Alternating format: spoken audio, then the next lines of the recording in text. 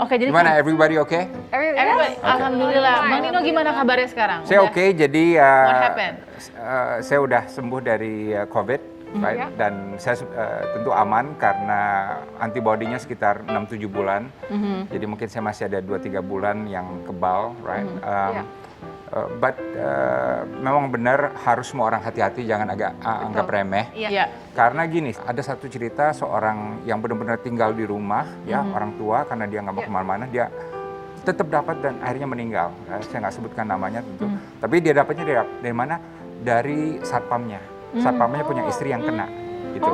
Jadi istri satpam terus masuk ke pembantu yang bersihin kamar dan dia kena. Right? So ini benar-benar serial killer yang masif, yang setiap hari mengincar benteng rumah kita. Dan ini juga pasti meresahkan bagi kita semua yang masih harus beraktivitas. Ya. Jadi memang dari seorang penyintas memang sangat penting kita untuk menjaga diri sesuai dengan protokol yang ada.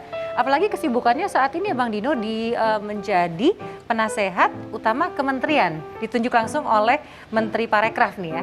Nah, boleh sedikit menceritakan dengan di antara sekian banyak kesibukannya, this new responsibility itu seperti apa? Well, saya waktu ditanya Pak Menteri Sandi, saya syaratnya dua. Satu, saya nggak mau digaji. Kalau digaji berarti ya beda lah suasana gitu ya. Dan kedua, saya maunya juga sesuai waktu yang saya ada. Jadi bukan full time. Dengar-dengar tidak mau digaji sama Dendeng mau. Tapi Dendeng Belado. Pak Sandi telepon saya tadi malam. Dia bilang minta alamatnya karena saya mau menepati janji. Jadi dia akan benar-benar kirim dendeng belado. Gitu. Kenapa harus dendeng belado? Tahu nggak? Waktu saya di Amerika, saya minta dapat chef satu kan, boleh bawa chef. Syarat saya satu, bisa masak dendeng belado. Dan selama 4 tahun saya di Amerika, saya nggak bohong nih. Setiap malam makanya dendeng belado aja. Nggak ada burger, nggak ada. Setiap hari? Setiap hari selama 4 tahun. Wow. Right? So, yeah. Setia ya. Jadi saya nggak bisa bahasa Padang, but dendeng belado, yes. Lidahnya Padang ya. Wow, obsesi terhadap dendeng belado. Adanya beef jerky soalnya. Mirip-mirip lah ya. Bang, tapi sebagai penasihat utama kementerian juga dengan berbagai network dan juga insight yang didapatkan, seperti apa sih kondisi pariwisata, ekonomi kreatif kita terutama di masa pandemi seperti ini? What insight you give? Kalau menurut saya pariwisata parah sekali karena look everywhere pariwisata travel turun 90%. Ya kan jadinya susah gimana Pak Sandi mau undang turis masuk sementara turis nggak boleh masuk. Ya kan. Nah, jadi the best strategy sekarang ini adalah satu infrastruktur, right? Jadi mumpung turisnya lagi belum datang, bangun nih fasilitasnya. Terakhir saya ke Ijen, luar biasa. And you know the worst thing, pas mau naik itu semuanya ngantri di toilet ya sebelum naik gitu, jorok sekali. Ya kan jorok sekali. Jadi paling enggak hal-hal yang basic itu bisa dibenahi, terutama toilet. We don't understand how important toilet Sanitasi. Untuk turis-turis asing. Bagi mereka itu nomor satu tuh.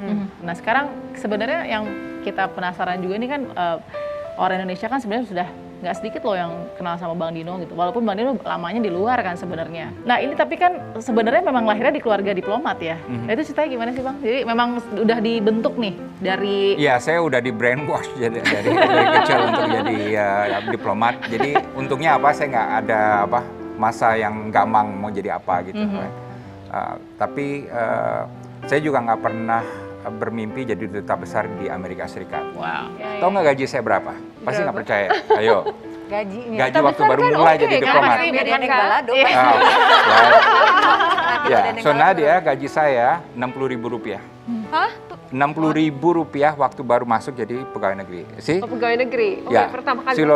Yes. Wow. So you are surprised like itu tahun berapa? Ini tahun 1987. 87. Itulah yang dibilang kalau nggak cinta sama Jokowi mendingan dikerjain gitu. Exactly. Jadi berkarir sebagai pegawai negeri ini kelihatannya ada foto yang di-share. Oh ya, itu ayah saya tuh. Sama ayah. Ini lagi di mana nih? Ini di Washington DC. Jadi waktu saya jadi duta besar, beliau datang, saya ngajak ngopi itu di Georgetown gitu. Bang Iya. Dino, kalau misalkan ngeliat foto ayah kayak gini tuh inget masa kecil Bang Dino tuh gimana sih? Apalagi kan ayah diploma juga kan, gitu pasti sering berpindah-pindah ke berbagai negara. Gimana Bang ceritanya? Kalau menurut saya itu suatu pengalaman yang luar biasa dan dampaknya itu saya memiliki satu skill yang menurut saya ingin semua generasi muda juga punya, yaitu apa? Cultural intelligence. Cultural intelligence berarti gini, silakan taruh saya di Afrika, di Asia, di Tiongkok, di Jepang, di Amerika Latin, dimanapun, I will get along with my environment, dengan orang-orang yang berada dalam ini budaya yang beda gitu. That's cultural intelligence. Nah ini penting kenapa? Karena kalau kita bisa connect, peluang akan multiply, right? Dan kita bisa sukses dari sana gitu. Tapi yang menarik ini keplastisan Bang Dino ini, saya sampai hampir nggak percaya juga bahwa ternyata sebagai putra seorang diplomat yang harusnya pindah-pindah ke luar negeri gitu, hidupnya nyaman dengan fasilitas yang ada di KBRI, tapi kabarnya pernah cuci piring juga nih Bang, benar? Iya. Iya. sih menjaga tiket bioskop juga. Yes, Wow. iya. Apa aja profesinya waktu itu coba? Pelatih tenis, Tenis. tukang cuci piring, Jaga tiket bioskop ya, dan ya lain sebagainya. Oh, sebagai koki. Tapi saya dipecat, Olga, karena saya karena saya kebanyakan makan steaknya. Right. Jadi akhirnya dipecat ya. Kita rugi gitu. Enggak, Right. Bang Dino, gimana bisa sampai ke posisi-posisi ini? Apa yang dicari waktu itu? Untuk kebutuhan atau seperti apa? Dulu karena saya di Amerika tinggalnya, dan ayah saya bilang kalau kamu mau beli baju ini, sepatu tenis segala macam itu kamu harus bayar sendiri, right?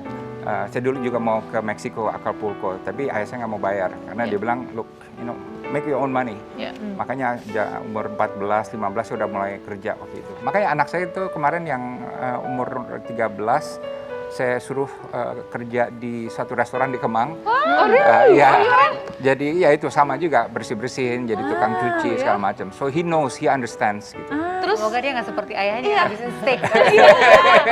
Penasaran, kira-kira temen-temennya tuh pada tahu gak sih, wah ini anaknya. Justru abis itu teman-temannya pada datang semua ke sana untuk nonton dia ke ini ke restorannya untuk nontonin dia. Jadi restorannya jadi untung ya, karena Tianu jadi jadi koki or whatever gitu, right? So, maksudnya jadi Bang Dino tuh menanamkan ke diri sendiri atau mungkin juga dari ayah juga ya, bahwa kita tuh harus mulai itu dari bawah. Yes. Itu nilainya. Yes, that's the beauty of it. Ya kan? Ini juga membuat mudah beradaptasi dengan segala macam suasana, bisa menerima order dan seterusnya. Nah, dan kan proses tidak pernah mengkhianati hasil. Ternyata itu juga yang memupuk Bang Dino akhirnya bisa menjadi seorang duta besar. Dan pada saat itu di Amerika Serikat tahun 2010 ya Bang ya, itu saat Barack Obama juga sebagai presiden ya. Nah ini akan sangat menarik dibahas karena beliau juga adalah seorang presiden yang bisa dikatakan memiliki kedekatan dengan Indonesia. So, boleh kita mengulik sedikit mengenai itu, tentu, ya. pengalamannya Bang Dino juga saat menjadi dubes di Amerika Serikat dan juga apakah pernah misalnya bertemu dengan Barack Obama. Nah sesaat lagi hanya di Saatnya Perempuan Bicara.